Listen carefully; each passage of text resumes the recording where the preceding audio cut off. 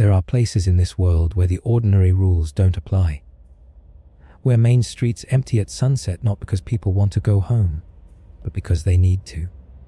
Where everyone knows your name, but no one will look you in the eye.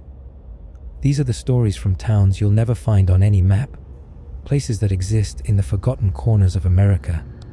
And every single word you're about to hear is true. The first story comes from a town called Millbrook, population 347. Or at least, that's what the sign said when Sarah Chen drove through in the fall of 2019. She was a travel blogger, always searching for those hidden gems that tourists never discover. Millbrook seemed perfect. Too perfect.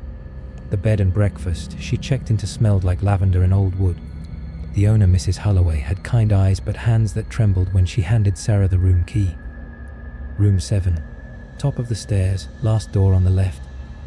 When Sarah asked if there was anything she should know about the town, Mrs. Holloway's smile faltered for just a moment.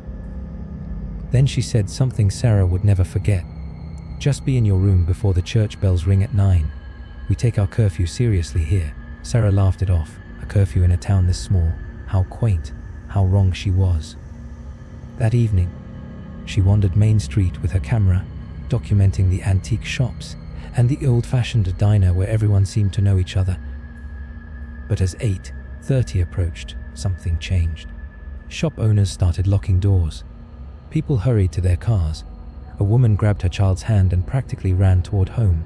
Sarah checked her phone. 8:45. 15 minutes until this mysterious curfew. She decided to stay out, just to see what would happen, just to capture something authentic for her blog. The streets emptied completely. Every window went dark, and then the church bells began to ring. 1, 3. Sarah stood alone on Main Street, her camera ready, waiting for whatever came next. 4, 5, 6. That's when she heard it. Footsteps. Not human footsteps. Something heavier. Something that scraped against the pavement with each step. 7, 8, 9. The silence that followed was worse than any sound. Sarah's camera slipped from her trembling hands. In the reflection of a shop window, she saw it. A figure, impossibly tall, impossibly thin, standing directly behind her. But when she spun around, the street was empty. She ran back to the bed and breakfast, her heart hammering so hard she thought it might burst. Mrs. Holloway was waiting at the door. She didn't ask any questions. She simply said, "You saw the watcher. You're lucky it only wanted to look." Sarah left the next morning. But here's what makes this story true. 3 weeks later, she received a package. No return address. Inside was her camera. Every photo from Millbrook had been deleted except for one. A selfie she didn't remember taking, shot on Main Street at exactly 9 p.m. And standing behind her, barely visible in the darkness, was that impossible figure. Its face, if you could call it that, was pressed close to her head, almost like it was whispering something. The second story takes us to Harrow's End, a mining town in West Virginia that died in the 1960s.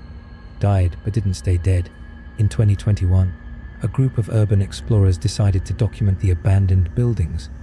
There were 5 of them: Jake, Melissa, Tony Chen, and Rachel. They arrived at sunset, which was their first mistake. Their second mistake was ignoring the warning spray painted on the welcome sign. They're still working. The mine entrance stood open like a mouth. Jake wanted to go inside immediately, but Melissa insisted they set up camp first. As they pitched their tents near what used to be the town square, they noticed something odd. The buildings weren't just abandoned. They were arranged in a perfect circle around a central point where a well used to be. The well was sealed with a concrete cap, and carved into that cap was a single word: sorry. That night, they heard the sounds. Metal on rock, pickaxes striking stone, the rhythmic, endless hammering of tools against the earth. It was coming from the mine. Jake grabbed his flashlight and headed toward the entrance. The others followed, their cameras rolling. The mine shaft descended at a steep angle, shored up with rotting timbers that looked like they might collapse at any moment. The sounds grew louder, more insistent. They walked for what felt like hours, going deeper and deeper, until Tony noticed something that made his blood run cold. They were walking in a circle. He'd been marking the walls with chalk, and they'd just passed his first mark again, but they'd been walking straight the entire time. That's when the lights went out. All of them. Flashlights, camera lights, even their phone screens. In the absolute darkness, the hammering stopped. And then they heard breathing. Not one person breathing. Dozens of voices inhaling and exhaling in perfect unison. Melissa felt a hand touch her shoulder. A hand that was ice cold and covered in something wet. She screamed and the lights flickered back on. They were no longer in the mine. They were standing in the town square, right next to that sealed well. But here's what made them run. Their tents were gone. Their car was gone. And when they checked their phones, they had no signal and the date was wrong. According to their phones, they'd been in that mine for 3 weeks. But to them, it had been less than an hour. They hitchhiked to the nearest town and called the police. When the authorities went to investigate, they found the explorer's car right where they'd parked it. The tents were set up and undisturbed. But inside Jake's tent, they found something that shouldn't have been there. A miner's pickaxe, covered in rust and something that looked disturbingly like dried blood. And attached to the handle was a note in handwriting from the 1920s. "You shouldn't have disturbed our rest. We're still paying for what we did."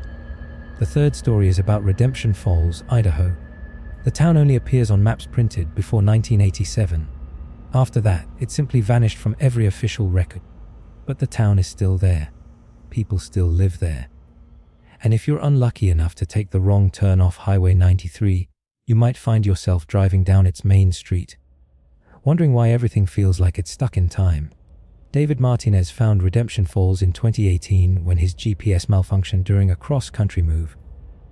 The sun was setting, his fuel tank was nearly empty, and the town appeared like a mirage. The gas station looked like something from the 50s.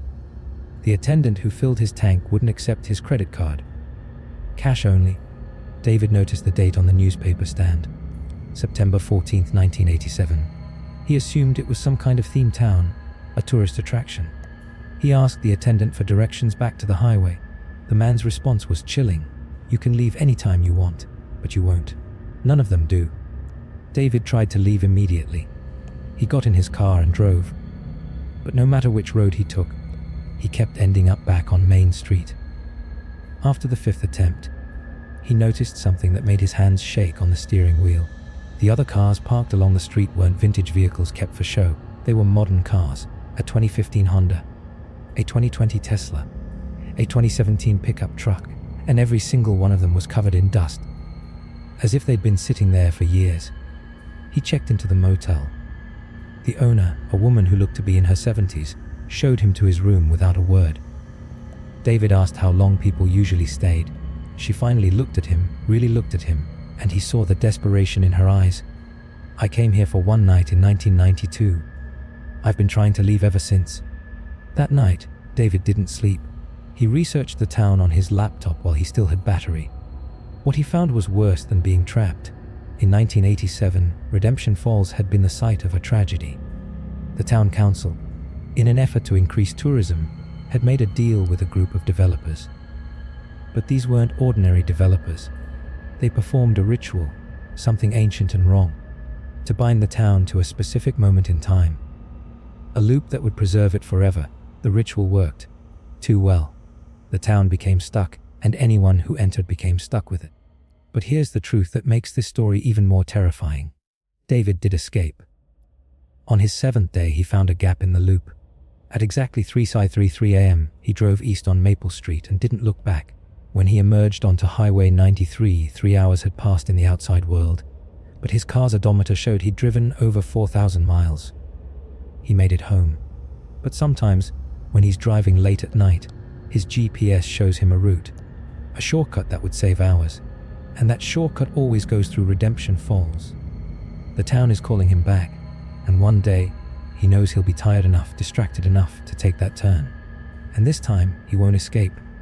The 4th story comes from Ashwood, Tennessee. Population 612. In 2020, a true crime podcaster named Lisa Grant decided to investigate a series of disappearances that had plagued the town since the 1940s. Every 7 years, someone vanished without a trace. No bodies, no clues. just empty homes and grieving families. Lisa thought she could solve the mystery that had stumped police for decades. She was wrong. She interviewed dozens of residents, and they all told her the same thing. The disappearances always happened during the Founders' Festival, a celebration held every 7 years to commemorate the town's establishment. And they always happened to outsiders, people who had moved to Ashwood from somewhere else. Lisa was so focused on her investigation that she didn't realize she fit that description perfectly. An outsider. And 2020 was a festival year. The festival itself seemed innocent enough. Pie contests, carnival games, a parade down Main Street. But as the sun set on the final day, Lisa noticed the locals began to leave. One by one, families packed up and headed home, until only the newcomers remained. About 20 people, all of them confused, all of them asking the same question. Where did everyone go? That's when the mayor appeared. He was smiling, but it was the smile of someone delivering terrible news. He explained that Ashwood had been founded on a curse. The original settlers had made a pact with something that lived in the woods beyond the town. Protection in exchange for tribute. Every 7 years, the town had to offer outsiders to whatever waited in those trees. It was the price of prosperity, the price of peace. Lisa tried to run. They all did. But the streets had changed. Roads that should have led out of town now circled back to the festival grounds. The woods crept closer, the trees moving with a sound like breathing. And then they came out of the darkness. The collectors. Figures that were almost human but not quite.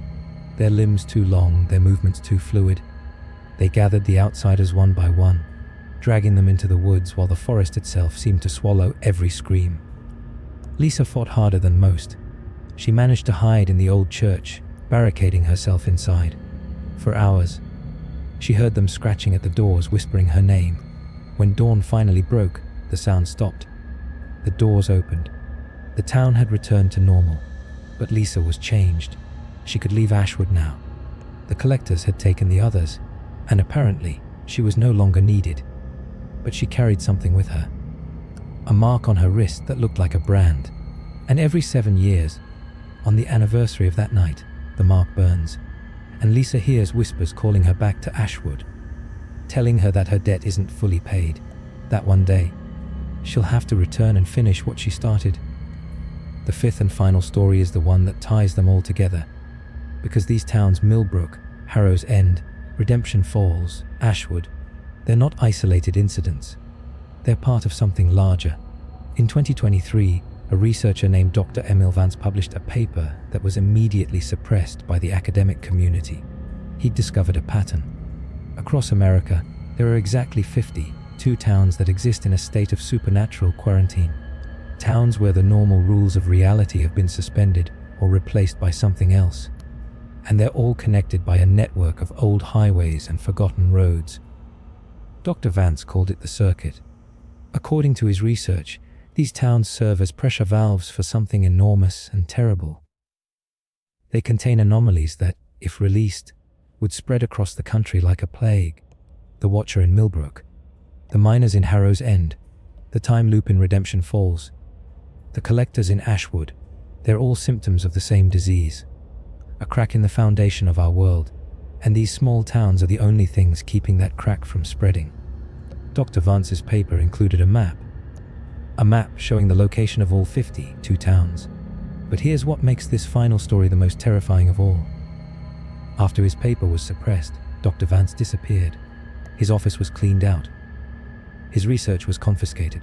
And when journalists tried to follow up, they were told he'd never existed. No employment records. No publication history. Nothing. But copies of his map survived. They circulate on certain corners of the internet. And people have used that map to visit these towns, to test whether the stories are true. Some of them come back with tales of horror that confirm everything. Others never come back at all. And here's the final truth, the one that should keep you up at night. The circuit is failing. The anomalies are getting stronger. The quarantine is breaking down. In the past 5 years, 3 of the towns on Dr. Vance's map have become completely inaccessible. Not abandoned, not destroyed, simply gone, as if they've been erased from reality itself. And in the places where those towns used to be, people have reported strange occurrences. Time skips, missing memories, figures that watch from the tree line. The anomalies are spreading, moving beyond their containment zones, finding new places to take root. So if you're ever driving through the back roads of America and you come across a small town that isn't on your GPS, a place where the locals seem just a little too friendly or a little too frightened, remember these stories. Remember that some places are small not because they want to be, but because they have to be, because they're holding something back, something that's been waiting for a very long time to break free. And whatever you do, don't stay past sunset. Don't break their rules. Don't ask too many questions, because in these forgotten corners of our world, curiosity doesn't just kill the cat. It feeds something much, much worse. These are the true stories from America's cursed small towns. And the most terrifying part? There are 48 more out there, waiting to be discovered. Waiting for the next traveler who takes a wrong turn. Waiting for you.